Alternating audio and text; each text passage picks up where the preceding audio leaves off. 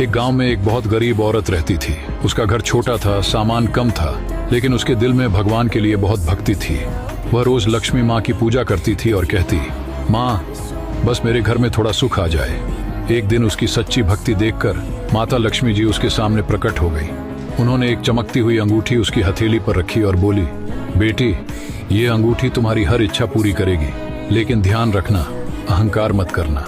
औरत ने खुशी से अंगूठी पहनी। जैसे ही उसने धन की इच्छा की, उसके सामने पल भर में ढेर सारा धन इकट्ठा हो गया। वह बहुत खुश हुई। अब वह जो चाहती मिल जाता था। घर बड़ा बन गया, नौकर आ गए और उसके जीवन से सारी परेशानियां गायब हो गई। धीरे धीरे उस औरत के अंदर अहंकार आ गया। एक रात उसके सास ससुर उसे देखने उसके घर आए।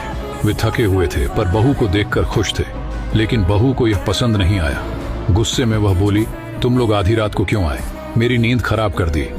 उन्होंने कुछ कहने की कोशिश की पर वह और गुस्सा हो गई और नौकरों को बुलाकर कहा, इन्हें तुरंत बाहर निकाल दो।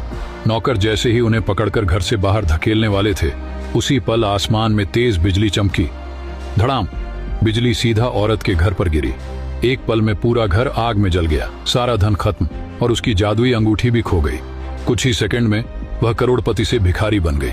औरत डर के मारे बेहोश हो गई। जब आंखें खुली तो उसके सामने लक्ष्मी माँ और भगवान नारायण खड़े थे। उनका रूप चमक रहा था। औरत कांपते हुए बोली, माँ मुझसे क्या गलती हो गई? लक्ष्मी माँ बोली, धन दिया था पर नम्रता रखना भूल गई। जिस घर में बड़ों का सम्मान नहीं होता वहां लक्ष्मी कभी नहीं टिकती। नारायण जी बोले, अहंकार मनुष्य को उठाता नहीं गिरा देता है। और इतना कहकर दोनों देवता अंतर्ध्यान हो गए। औरत रोती हुई उठी, सास ससुर के पास गई, उनके पैरों में गिरकर बोली, मुझे माफ कर दीजिए।